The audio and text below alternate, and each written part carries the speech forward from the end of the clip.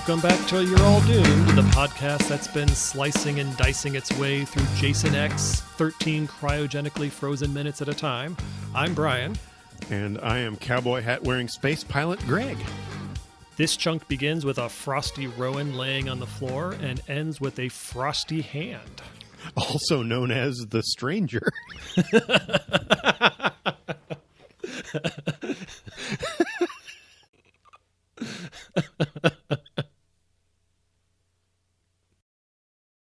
Our friendly cyborg KM-14 states that Rowan's body has been perfectly preserved and that the cell crystallization is at 25%. The main person in the group is named Professor Lowe, and I can't tell by his reaction if 25% is good or bad. Oh yeah, fair point. Regardless, KM is recommending intensive nanotech and phase 1 cell reconstruction for Rowan's body. Basically, they want to bring her back to life, but only if they evac her out of the area immediately. So Professor Lowe calls up to someone named Lou, who's the pilot of their shuttle, and tells him to get ready for a priority evac now. We get a little more business with Azrael and the coffee mug. He smashes it on the side of Jason's cryo chamber to free his hand from it, but that causes Jason's frozen form to topple over. And I kind of love that Jason manages to cut this kid's arm off even while he's in cryogenic stasis. The effect is kind of janky, but it's a really cute touch that even immobilized, Jason is a lethal force to be reckoned with. I feel like this attack is more indicative of how sharp Jason's machete is rather than how strong Jason is, because he has nothing to do with it. It's sheer just, the weight of his body falling to the ground. Very true. It's all inertia. There's no muscular force put behind it. But I think to me, it sort of indicates that if you have Jason with a machete in his hand, he's dangerous, period. KM immediately rushes to the now disarmed Azrael and administers 55 cc's of etherine. 55 cc's is a little less than 2 ounces. Etherine is a little used name for ethylene, which is a colorless, flammable gas with a faint, sweet and musky odor when pure, so probably not what the writers intended. But whatever this substance is, it immediately calms Azrael's screams, and he even declares that KM is so pretty. They evacuate the facility, and we see that the surface of Earth is a dust-strewn wasteland, so clearly some sort of apocalyptic event has taken place. We are also introduced to the cowboy hat-wearing pilot of the Grendel, who seemed awfully familiar to me, but I realized that's because in Alien Covenant, Danny McBride is wearing a cowboy hat just like this guy is. So even though this movie apes the Alien franchise quite a bit, I almost wonder if the Alien franchise circled back around and started copying this franchise. I never made that connection, but you're absolutely right. As soon as you said Danny McBride wears that hat, and I'm like, holy shit, he does. It was fucking bananas.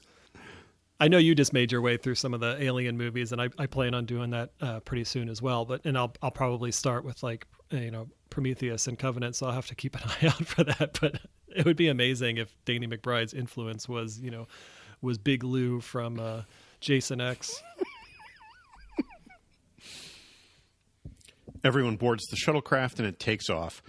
We get a couple of nice shots of this thing flying through Earth's atmosphere and escaping into open space.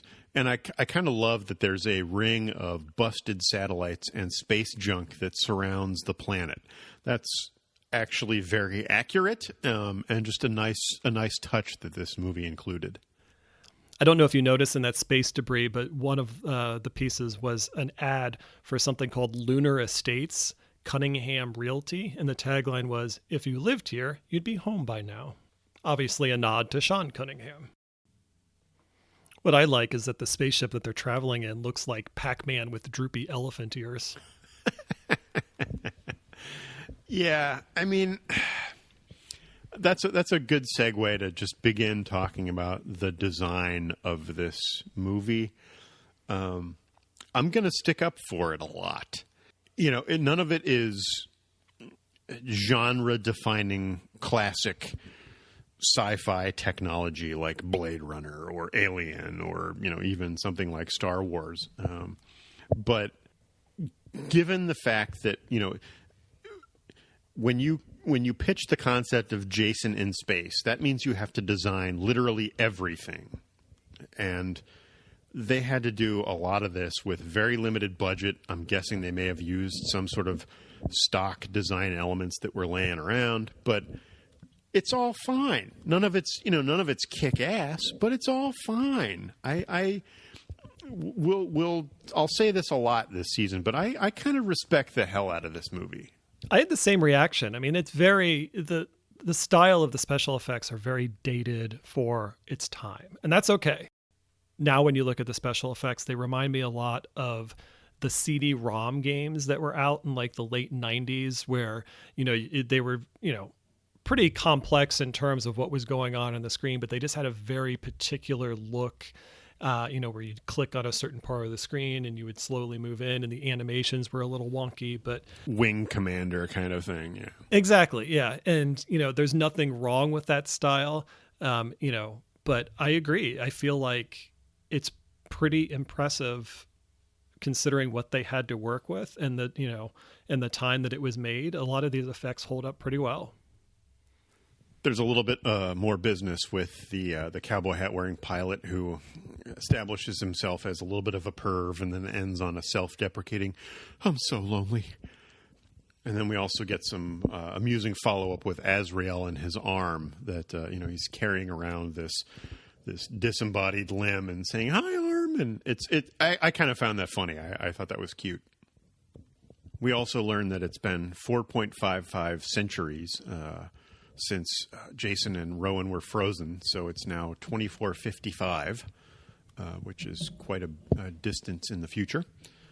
And then there's a faintly baffling sequence where we are introduced to the entire cast of this movie in the span of 2 minutes. And I don't know who anyone's name is other than KM, who we've already met, someone named Sarge, and I caught someone whose name is Crutch. While all this commotion is going on, we see some space grunts carrying Rowan's body on a gurney and 2 other grunts carrying Jason's frozen body. The professor tells the sergeant that they need to get Rowan to the lab immediately in order to revive her, but that Jason is impossible to revive. So I guess we're just going to get a movie with no Jason Voorhees, which is kind of weird. Rowan X. Azrael is led to a special facility where they use nanotech ants to reattach his arm. That won't pay off later for any reason, I'm sure. As we get a look at everyone who's on board this ship outside of their Star-Lord costumes, I love how they're all dressed like they're going to a rave later. There's one guy who looks like a wannabe Wilmer Valderrama, and it's especially ludicrous with his belly shirt and, mesh leggings or some shit. We cut to Lab 1, where Professor Lowe is leading the charge. He tells KM to begin stabilizing any cellular fractures. A girl named Janessa runs a full scan. Glycerol levels, cerebral perfusion, the whole works.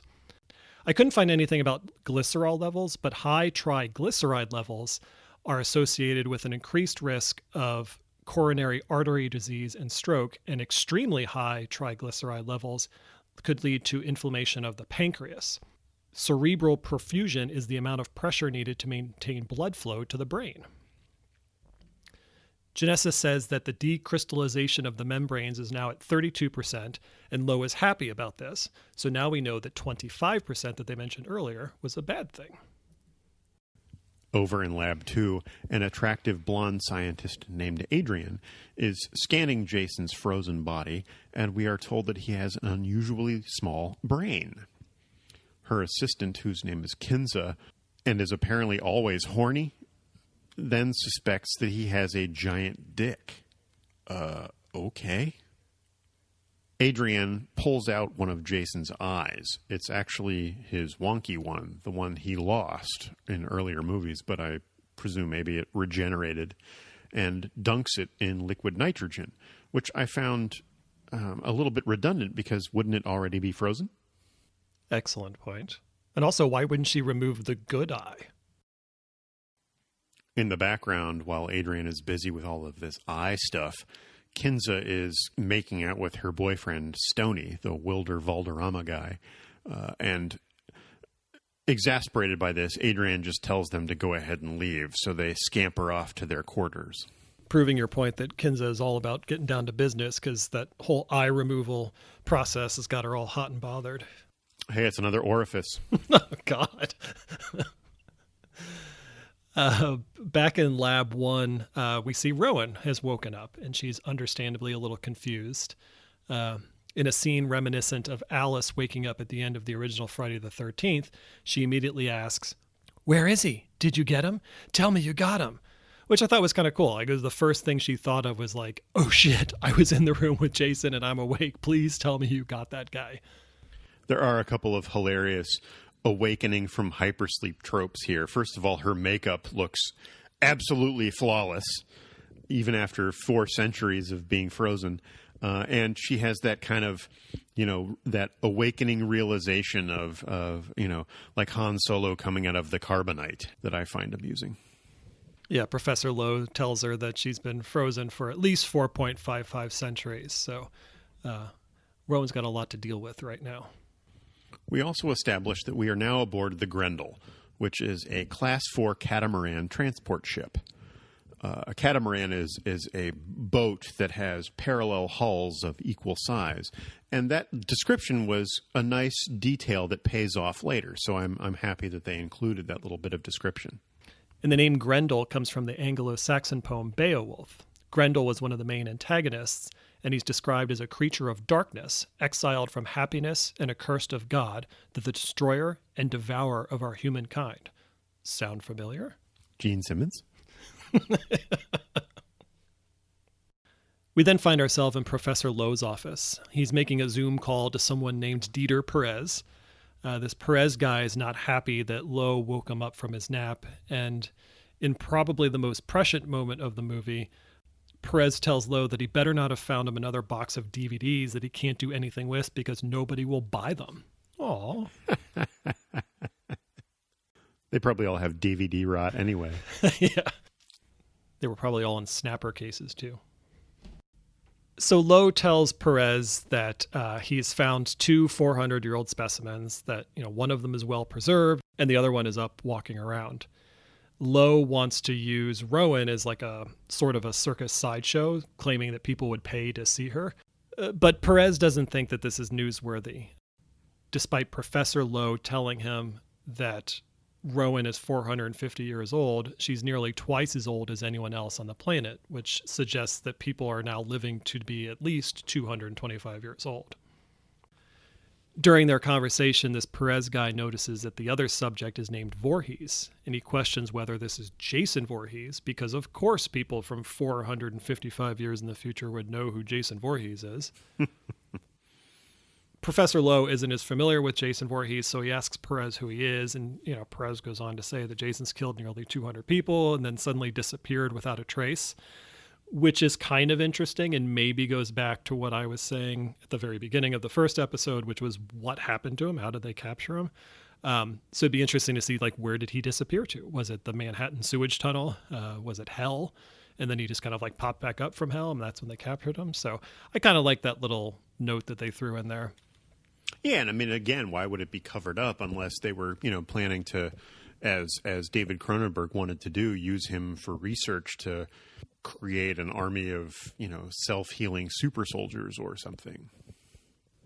Based on this information, Perez suggests that a reanimated Jason Voorhees would be worth a lot more money than Rowan.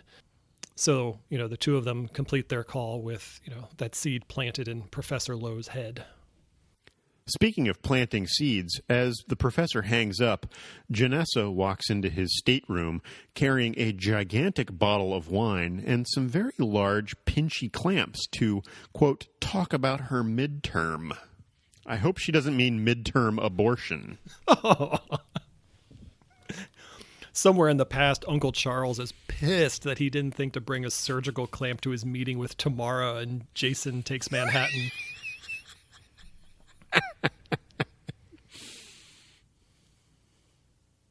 We then cut to the shot of Jason's slightly less frozen arm in Lab 2, where the segment ends. The death count in this chunk is 0. To find out how long it takes my membrane to reach 35% decrystallization, tune in next week. Until then, you're all doomed.